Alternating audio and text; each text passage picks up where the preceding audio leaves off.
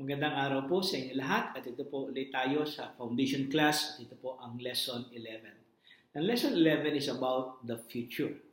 Dito po pag-usapan natin ang mga last things na dapat natin maintindihan po sa buhay po natin at sa history po ng humanity at sa mga plano po ng Diyos sa mga huling araw. It's about death, heaven, hell, second coming, judgment, and eternal state. So this time, pag-usapan po natin ito mga to at gusto ko pong makita natin kung ano ba ang future, ano ba ang mangyayari sa atin in the future, ano ba po ba ang sinasabi ng Biblia patungkol po sa ating kinabukasan o the last things that will happen to humanity. So unang-una, we will talk about death. Number one is death. Ang kamatayan po, ang huling mangyayari po sa atin kung saan lahat po tayo ay aharap sa ganitong sitwasyon. That we will face death. Whether we like it or not, but lahat po tayo ay haharap sa kamatayan. Ngayon, mapalit-palit po tayo kung halimbawa po dumating ating Panginoong Kristo na bago po tayo mamatay. But we need to understand what is death.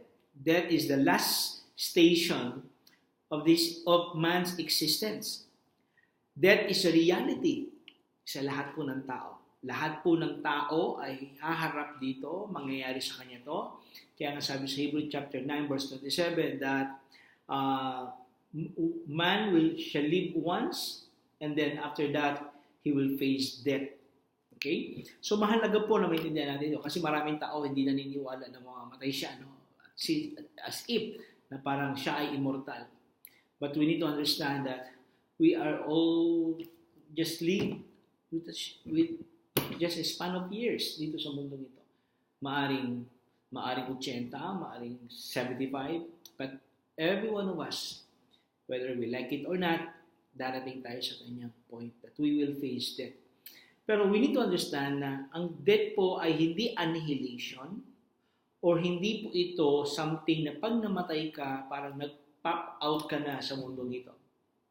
Ang kamatayan po ng ating katawan ay kamatayan po ng ating pisikal na katawan na kung saan ang ating kaluluwa po ay maghihiwalay po sa ating katawan. The truth is, our soul is immortal. Nung ginawa po ng Diyos ang tao, ang kaluluwa po ay ibinigay o resulta po ng pagsanib ng Espiritu ng Panginoon Diyos at ng katawan po ng tao. And then we became a living soul. Kaya na po, tuwing mamamatay po ang tao, hindi po namamatay ang kaluluwa. Though may tinatawag na second death. Yan ang pag-usapan natin mamaya. Pero pag namamatay po ang tao, ito po ay ang paghihiwalay ng kaluluwa ng tao sa kanyang katawan. Okay? So pag sinabing death, it is the separation of the soul from the body. Kaya nga sabi sa 2 Corinthians chapter 5 verse 8, sabi ni Pablo roon, be absent from the body and to be home with the Lord. So, iiwan natin ang katawan natin at tayo ay makakasama natin ang Panginoong Kristo kung tinanggap po natin siya. Kaya nga sabi niya ganoon, dinesign ni Pablo that he will be with Christ. So ang kanyang kaluluwa ay makasama po ng ating Panginoong Kristo. So death is the separation of the soul and body. At ngayon, sabi nga sa Hebrews chapter 9 verse 37 that we will face judgment kung saan pupunta yung ating kaluluwa. But death is again, it's the separation of your body and your soul. So ang ating katawan ay mabubulok, and then in the last days po, ito po ay maaaring palitan po ng Diyos o maaaring mabubuhay na muli at papalitan ito ng resurrection body. Okay, lahat po yan ay bibigyan ng Panginoon ng pagkakataon na mabigyan ng panibagong katawan. Kaya lang, para yun ay ma-spend natin, it's either we will spend it in eternity in heaven or with the Lord, or we will spend eternity in hell because of God's judgment to humanity. Kaya nga, pangalawa na dapat natin pag-usapan is about heaven. Kasi pagkatapos ng kamatayan natin, it's either you will go to heaven or you will go to hell. So una, kailangan natin maintindihan, ano ba ang heaven?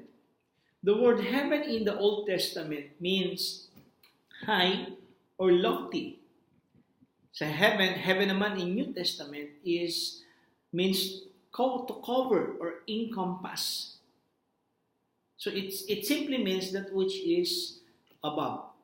So pag sinabing heaven, this is something that is above the earth or in heaven, or something na ito po ay nasa kalangitan po na kung saan nandoon po ang abode of God.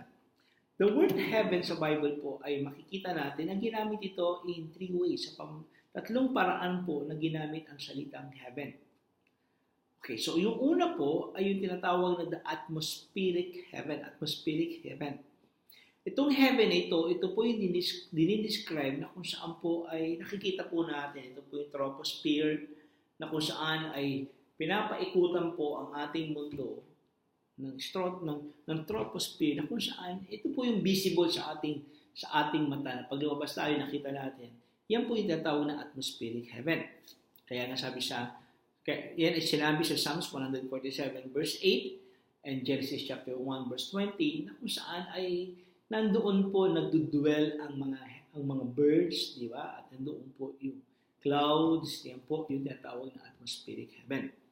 Okay? So, yan yung unang heaven na tinutukoy ng Biblia. Pangalawa is yung tinatawag na spiritual heavenlies.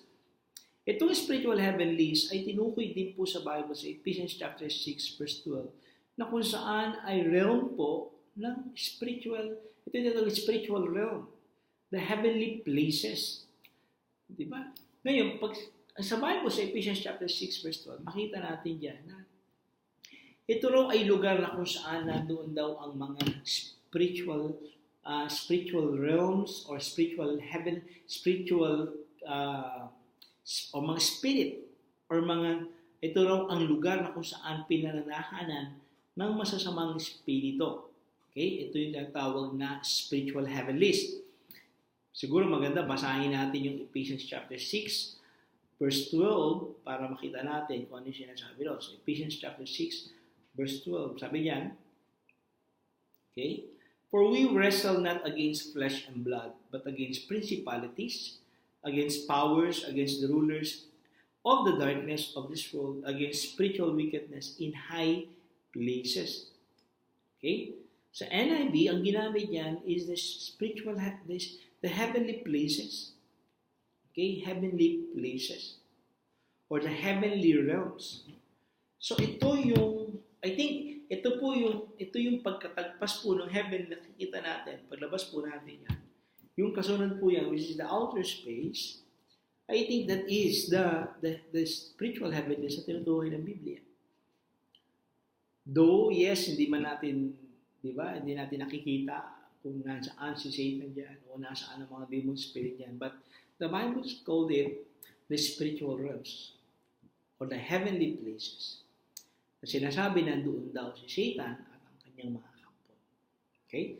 So sa Bible, may tinatawag na spiritual heavenlies or the heavenly realms. Pangatlo is the dwelling place of God. Dwelling place of God. Dito naman, ginamit yung word na third heaven sa 2 Corinthians chapter 12 verse 2. 2 Corinthians chapter 12 verse 2. Ang sabi niya, I know a man in Christ who for 10 years ago was caught up to the third heaven. So si Pablo raw ay dinala ng Diyos sa third heaven. So ito yung tinatawag na dwelling place of God, the dwelling place of God. Or sa ibang translation, it is the abode of God. Kaya nga sabi sa Matthew chapter 6 verse 9 sa prayer ni Jesus Christ, Our Father who art in heaven. Okay? Or ito naman yung sinabi sa Psalms chapter 2 verse 4 na kung saan it is where God enthroned or sits enthroned. So itong third heaven ito is a place, it is the dwelling place of God. It is where we can find the abode of God. So definitely, hindi natin ito nakikita pa, pero dinescribe ito ng Bible na place of God where we can find the throne of God. So tatlo yung tinatawag na heaven. The atmospheric heaven, the spiritual realms or the spiritual heavenlies, and the dwelling place of God. Okay? So yan po yung heaven. Ngayon, saan pupunta ang tao pag namatay?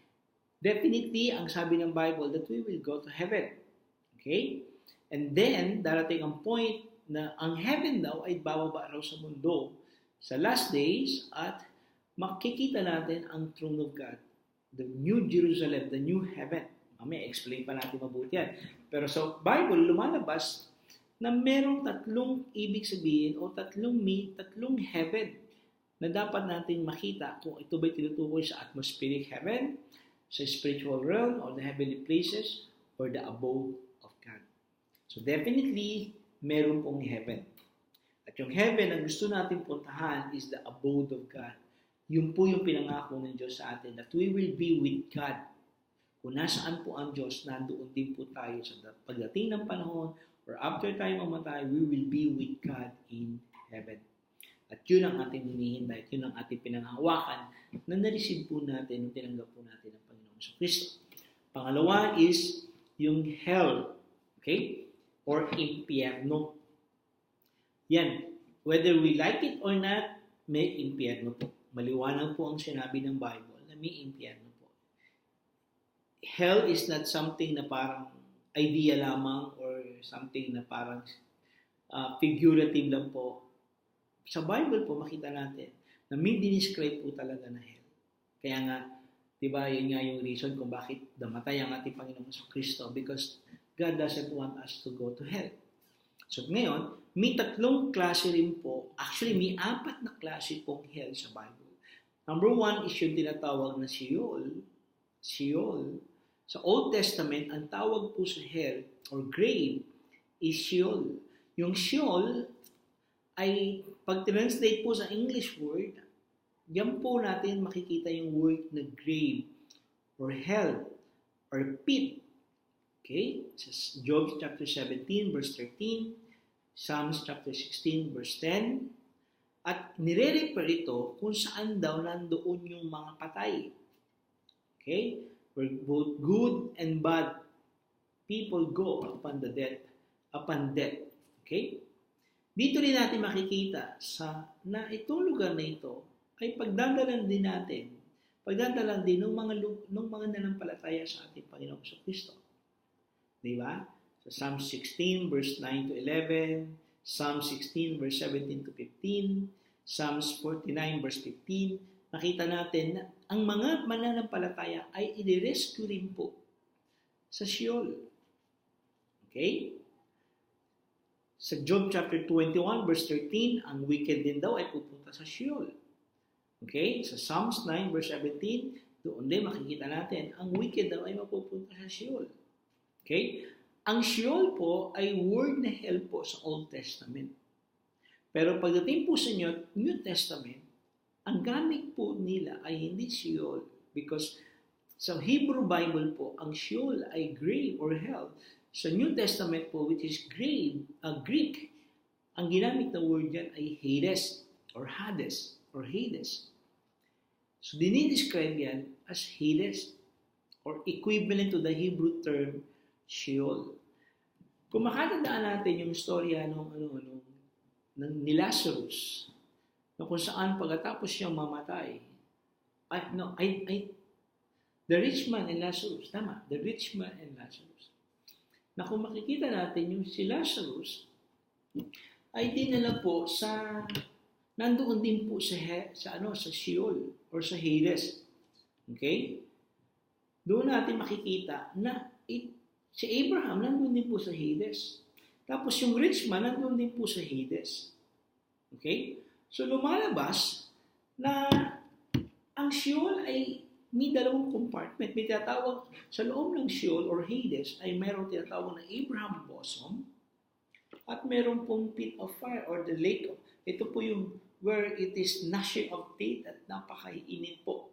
Kung saan pinaglagyan po pinaglagyan nung rich man. At alam natin yung storya, di ba, nakalagay sa Luke chapter 16, na yung rich man, dinala sa impyerno, dinala sa Sheol, at ang si Lazarus ay dinala doon sa Abraham bosom na kung saan nandun din po ang Hades. So, ang Abraham bosom ay nasa Hades, tapos sa Hades may dalawang compartment, which is the Abraham bosom, sa taas, at nasa baba, it is a place of fire, it's a place of torment. Okay? Na kung saan sinabi ng rich man, Father Abraham, kung pwede, dali mo po si si Lazarus, idip ang kanyang finger at ilagay sa dila ko para matanggal yung uho. Sabi ni Abraham, hindi pwede pumunta dyan si Lazarus dahil may gap na napakalaki at hindi pwede makapunta dyan at hindi kayo pwede makarating dito sa lugar namin. So lumalabas ang Sheol at Hades po ay isang lugar na nandoon po si Abraham or the Abraham bosom at nandoon din po ang place of torment. Okay? So yan po yung Hades at Sheol. Pero meron din tinatawag na Tartaro. Diyan makikita natin sa 2 Peter chapter 2 verse 24. 2 Peter chapter 2 verse 24. At kung sakaling hindi nyo makita yung word na Tartarus or Tartarus, sa NIV makikita mo doon sa verse 24, merong footnote dyan. At pag tingnan mo kung ano yung footnote niyan, sa baba niyan, sa pinakababa ng Bible ninyo, makikita mo yung footnote na ginamit yung word na, o yung term na Tartaro. Okay? Diyan lang makikita yung word na Tartarus or Tartarus. Okay? Yan ay isa sa mga Greek mythology na kung saan ay pinaglagyan po ng mga titans. No? Kinuha yung word na Tartarus actually na doon sa idea ng mga Greeks na tapulan po ng mga fallen angels. Okay? Sa Judaism, sa Hellenistic Judaism, ito po ay lugar, no? Sa Greek may pinaniwalaan silang Tartarus na kung saan ang nakalagkakulong daw doon ay mga titans. Pero actually sa Hellenistic Judaism, ang paniniwala po ng Judaism o ang sinasabi nilang Tartarus, ito ay lugar na kung saan nandoon yung mga fallen angel. Na kung saan ay mga nagrebelde po sa Diyos na angel na kinulong po ng Diyos sa Tartaro. Okay? Diyan po sila tinapon. Ito rin po ay impyerno, isang uri ng impyerno na kung saan pinaglagyan po sa kanila. And then next po is yung tinatawag na abyss. Abyss. The Greek translation is abusos, meaning bottomless. Parang ice tea lang, di ba? Pero hindi, ito ay bottomless na kung saan ay tungkol po sa impyerno. It is a place where it is bottomless pit. It is a place of judgment. It's a place of torment. Para po sa mga angels din po ito. Ito ay kulungan po ng mga fallen angels din ng mga demon spirit sa Revelation chapter 9 verse 1, verse 2, tsaka verse 11. Okay? So, ito ay tinatawag na pit or abyss. The word abyss is a Greek word po kung saan ay pinaglalagyan din po ng mga kinulong po ng mga fallen angels o mga demon spirit. And lastly pa pala, yung tinatawag na Gehenna. Ito naman Gehenna ay lumabas na 12 times po sa New Testament. At ito ay dinedesignate na eternal punishment po sa lahat po ng mga rebellious at disobedient at unbeliever po. Though ang word ng Gehenna o Gehenom ay kinuha po sa isang lugar po sa Israel na kung saan ang tinatawag na Valley of Hinnom, which is the south and east side of Jerusalem. Itong valley na ito ay tinawag na Gehenna o Gehenom kasi dito nila tinatapon lahat ng basura nila.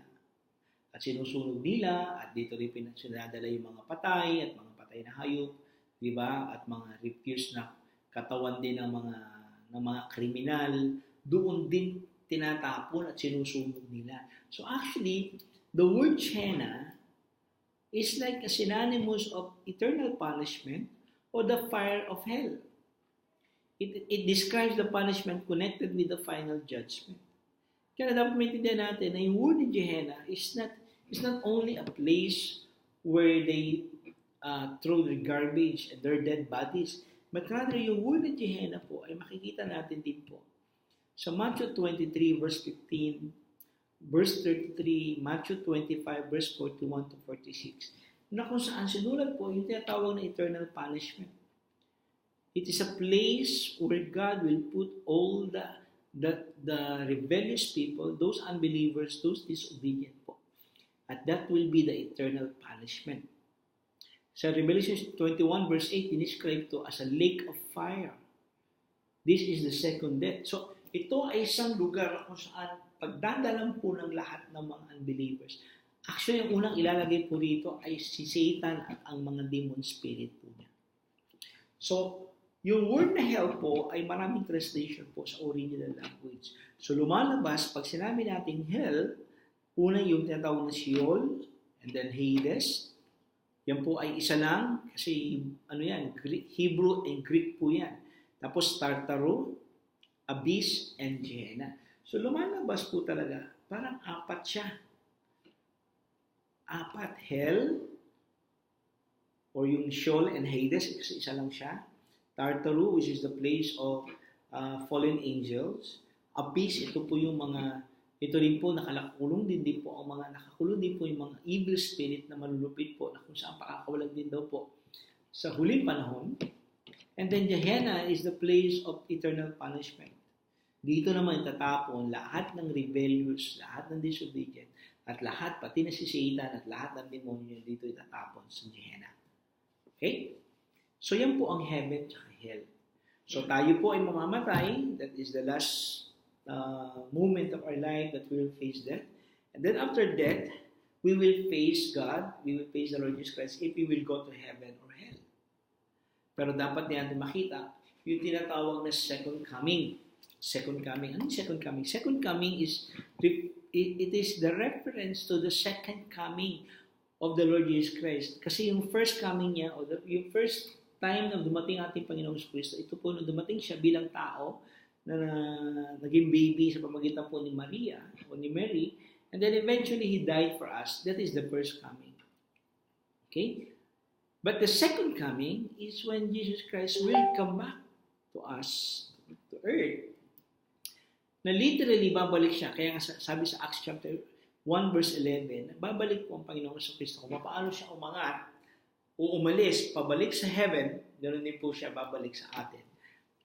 At makakasama raw niya ang mga anghel. Kaya nga sabi sa John chapter 14, verse 1 to 3, makita natin dyan na may pangako ang Panginoong Kristo. Sabi nga gano'n sa John chapter 14, sabi niya gano'n is, do not let your hearts be troubled, trust in God, trust also in me. In my Father's house are many rooms. If it were not so, I would have told you, I am going to prepare a place for you. And if I go and prepare a place for you, I will come back. So babalik po ang Panginoong Kristo and take you to be with me, that you also may be where I am. So ito pong second coming is yung pagbabalik ng Panginoong Kristo. So imagine ngayon, babalik po ang Panginoong Kristo. But this time, not to save us, but this time is to bring us to His kingdom and to restore everything according to His original plan. Yun po yung tinatawag na second coming. Kaya we are waiting for the second coming of the Lord Jesus Christ. Kaya habang naghihintay tayo, okay, we need to be a good steward. Kaya nga sa Matthew chapter 24 verse 45 to 51, makita natin yung in the parable of the talents, di ba? Ito in the parable of the 10 virgins, di ba? So ito yung mga parable na kung saan habang naghihintay sa ating Panginoong Kristo sa kanyang pagbalik, na we need to be vigilant. We need to be a good steward of everything that God has given us. So, definitely, nangako ang Panginoong Kristo na babalik siya. So, ito rin yung time na kailangan wag natin i-give up yung ating relationship kay Lord. Wag natin i-give up yung faith natin. Wag natin i-give up yung ating commitment kay Lord. Wag natin i-give up yung binigay niya sa atin at yung kanyang ginawa po sa krus para lang po sa atin. Yes, for a while, para sa atin, ang tagal pa ng pagbabalik niya, o ang tagal niya na bumalik. Pero sabi nga ng Bible, a day to the Lord is like 1,000 years. So, but we need to understand na ngako po ang Panginoong Kristo siya ay babalik. Yes, He was physically not here, but spiritually, and we know that Jesus Christ is everywhere. Okay? Omniscient po siya. Kahit saan tayo, nandoon po siya. But this time, sa second coming po, is the literal, it will be the physical second coming of the Lord Jesus Christ, that we will see Him face to face. Okay? So we're excited sa kanyang pagbabalik. Ito po yung pinakahuling hinihintay natin, yung kanyang pagbabalik po. Okay? And then, pagkatapos ng pagbabalik niya ay yung tinatawag na judgment. Well, so mamamatay tayo. It's either we will go to heaven or hell. And then, babalik ang Panginoong Kristo at sa pagbabalik niya, there will be a judgment. Okay? Dalawang klase po ang judgment, which is the Bema judgment and the white throne judgment. Okay? Lahat tulad ng Panginoong Kristo, lahat po tayo, wala akong exempted. Lahat po tayo, we will face the judgment of the Lord. Kasi tandaan natin, yung unang pagpunta po niya dito is to save us. Sa pagwalawang pagbabalik niya, hindi na po tayo ililigtas ng Panginoon sa kamatayan at sa kaparusahan ng kasalanan, kundi sa pagbabalik niya, dadalhin niya na tayo sa kanyang pangako na buhay na walang hanggan sa kanyang kaharian. And then, we will all face judgment. Then, i-judge tayo ni Lord kung anong ginawa natin, masama ba o mabuti, at kung bakit yung iba pupunta sa impyerno o hindi, i-judge po ng ating Panginoon sa Kristo. I want you to understand that Jesus Christ had the authority to render judgment. The Son of God has the authority to render judgment. John chapter 5, verse 27 to 29, sabi yan, He has given me authority to judge because He is the Son of Man. Do not be amazed at this, for a time is coming when all who are in their graves will hear His voice and come out. Those who have done what is good will rise to live, and those who have done what is evil will rise to be condemned. So Jesus Christ daw ay binigyan ng Father ng authority to judge. So kung meron mang mag-judge po sa atin, yun po ay ang ating Panginoon Kristo. Tandaan po natin, Jesus Christ is the one who redeemed us from our sin and death. So He has also the authority to judge us.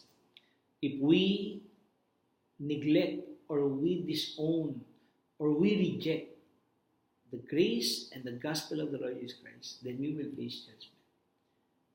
Okay?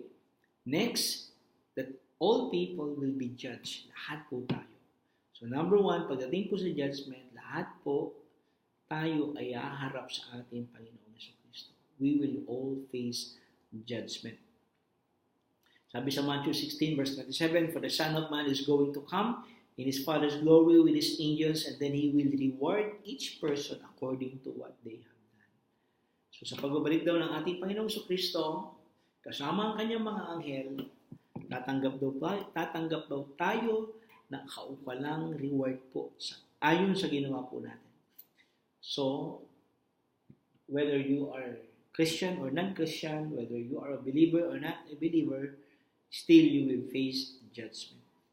Kaya natandaan natin, may dalawang klase po ng judgment. Yung una po yung tinatawag na white throne judgment for unbelievers. Ito po yung tinutukoy sa Revelation chapter 20 verse 11 to 15. Basahin natin. Then I saw a great white throne and Him who was seated on it. The earth and the heavens fled from His presence, and there was no place for them. And I saw the dead, great and small, standing before the throne, and books were open. Another book was open, which is the book of life. The dead were judged according to what they had done, as recorded in the books. The sea gave up the dead that were in it, and death and Hades, ito po yung sasabi ko, and death and Hades gave up the dead that were in them, and each person was judged according to what they had done. Then death and Hades were thrown into the lake of fire. Yung lake of fire na po yun po yung tinatawag na Gehenna ng Bible. At ang tatapon po yan is death and Hades. So, yung Hades po na temporary, so lumalabas, yung Hades daw at yung Sheol na tinag-usapan natin kanina is a temporary place ng lahat po ng unbelievers. Doon muna sila lalagay. And then, pagdating po ng white throne judgment, i-judge po ng Panginoon si Satan, ang death, at ang Hades ay idadalhin din po, itatapon po sa Gehenna, which is the lake of fire. At lahat po ng haharap sa white throne judgment, those are the believers. Lahat po ng hindi tumanggap kay Kristo. Lahat po na nag-disobey kay Yesu Kristo.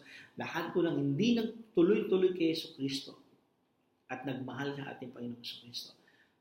They will face white throne judgment. And then, pagkatapos ng judgment sa kanila, dadalhin po sila sa lake of fire. At sabi niya, the lake of fire is the second death. So yung death na tinutukoy natin, physical death is the first stage po ng kamatayan ng unbeliever. The second death po is when their soul will be thrown into the lake of fire. Kaya nga sabi yan, anyone whose name was not found written in the book of life was thrown into the lake of fire. So mahalaga po na nakasulat ang ating pangalan sa ating Panginoon sa aklat po ng buhay. At masusulat lang po ang ating pangalan sa aklat ng buhay kung tinanggap po natin si Jesus bilang Panginoon at tagapagligtas. At nag-surrender po tayo ng buhay natin. So yun din po yung tinatawag ng white throne judgment. So hindi po yan ang hinihintay natin. Ayaw po natin makasama sa white throne judgment. Because in the white throne judgment po, ang i-judge po ni Lord dyan ay mga unbelievers. Ang what judgment do we want is the believers or the judgment of the believers or tinatawag namin na Bema judgment. So believers will be judged. Okay? Sa 1 Corinthians chapter 3 verse 11 to 15, for no one can lay any foundation other than the one already laid, which is Jesus Christ. If anyone builds on this foundation using gold, silver, costly stone, wood, hay, or stray, their work will be shown for what it is, because the day will bring it into light. It will be revealed with fire and will test the quality of each person's work. If what has been built survive, the builder will receive a reward. If it is burned up, the builder will suffer loss, but yet will be saved, even though only as one escaping through the flames. So mahalaga po na ang ating buhay po, ang ating pananampalataya at pagmamahal sa Panginoon ay hindi masunog. Kasi doon natin mapapatunayan na we are Christians. That we are really believers of the Lord Jesus Christ. 2 Timothy chapter 4 verse 8, now there is in store for me the crown of righteousness, which the Lord, the righteous judge, will award me on that day. And not only to me, but also to all who have longed for His appearing. So if you are a believer, if you are a follower of the Lord Jesus Christ, may reward po naghihintay sa atin. Ang unang sinabi dito is the crown of righteousness that will be awarded to those who believe in the Lord Jesus Christ. So that will be the judgment of the unbeliever, or the believers pala. That we will be judged. All believers, all Christians will be judged.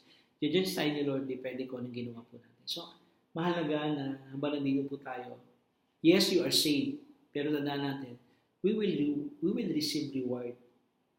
It depends on how we spend our Christian life here. So kung wala kang mabuti, you will receive a crown of righteousness.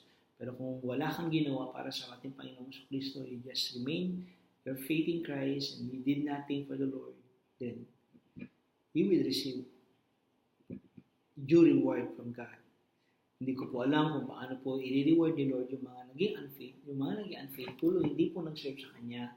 But one thing is for sure. Sabi ng Bible, we will receive a reward according to what we have done. It is either good or bad. Okay? Then lastly, pag-uusapan natin, hindi pa pala last, it's about Satan. Satan will be judged. Kahit si Satan po ay ma-judge. Actually, siya po ang unang-unang i-judge ni Lord. So Matthew 25 verse 41, then He will say to those in His left, depart from me, you are cursed, into the eternal fire prepared for the devil and his angels. So, ito po, liwanagin natin. Ang hell po, or ang eternal lake of fire, or the lake of fire which is Gehenna, ay hindi po ginawa ng Diyos para po sa tao. No. Gehenna, or the lake of fire, were made by God for the devil and his demon spirit. Kaya lang, ang problema natin, problema ng tao, we are listening. Actually, si Adam at si Eve follow the temptation of the devil. And because of that, lahat po ng tao ngayon na nakikinig po at sumusunod po or pinaniniwalaan at ginagawa nila yung pinagagawa ni Satanas at ang demonyo sa kanila, they are living in sin and they are following the evil desires of the evil one. Then, sabi niyan, we will be judged and we will be thrown into the lake of fire.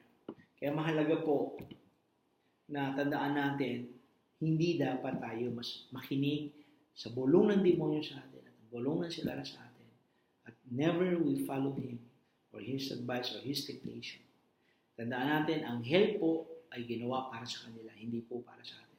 But if we follow Satan, if we disobey God, if we rebel against the Lord, because we are tempted by Satan and we follow his ways, then we will be thrown into the lake of fire. Yan po kasi ang judgment sa Kanya. Revelation 20 verse 10, and the devil who deceived them was thrown into the lake of fire, or lake of burning sulfur, where the beast and the false prophet had been thrown.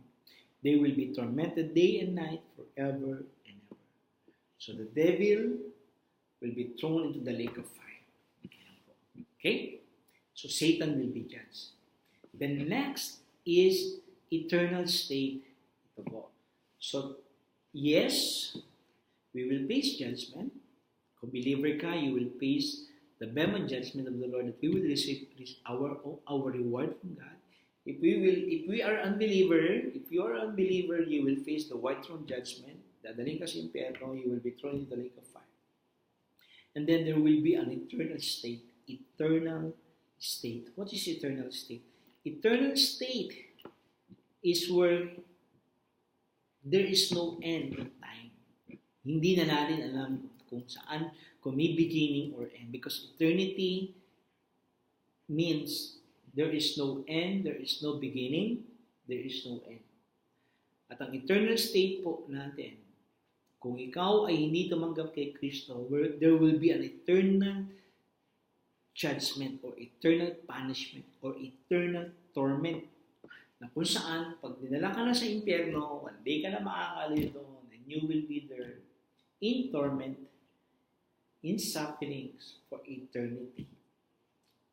Kaya ang sasabi ng Bible, there will be weeping and gnashing of teeth. Dahil sa sobrang panginayang, bakit hindi ko tinanggap si Kristo? Bakit hindi ako nag-serve sa Kanya? When you in heaven, when you are in hell or lake of fire for eternity, there will be an eternal punishment for us. For eternity, we will regret what we have done because we did not follow the Lord Jesus Christ. But the good thing is this, there will also be an eternal state for all believers, for those who follow the Lord Jesus Christ. You will be with God for eternity. You will be with Him and in heaven, in a new earth, in a new heaven for eternity. Yan po yung pangako sa atin ng Panginoon sa Kristo.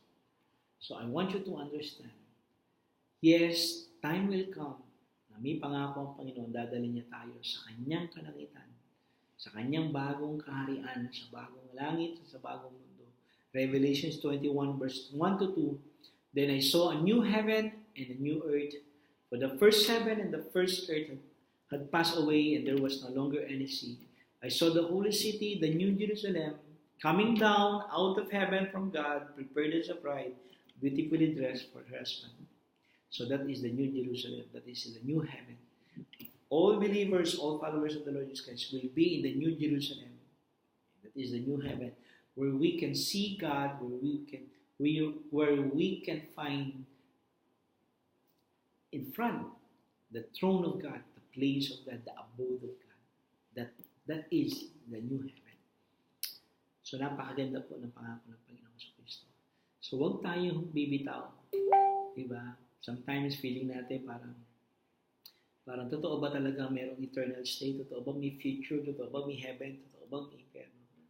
Well, the fact that we really desire to know God, the fact that we really want to know, we are looking forward for eternity because God placed eternity in our heart. God is eternal. Therefore, everyone who will believe in Him, follow the Lord Jesus Christ, will be with Him for eternity. And we are looking forward for that eternal state of being with God and being with the Lord Jesus Christ. That is the future. It's either we are still alive sa pagbabalik ng Panginoon sa Kristo, or we will die and then we will live again. That is the resurrection.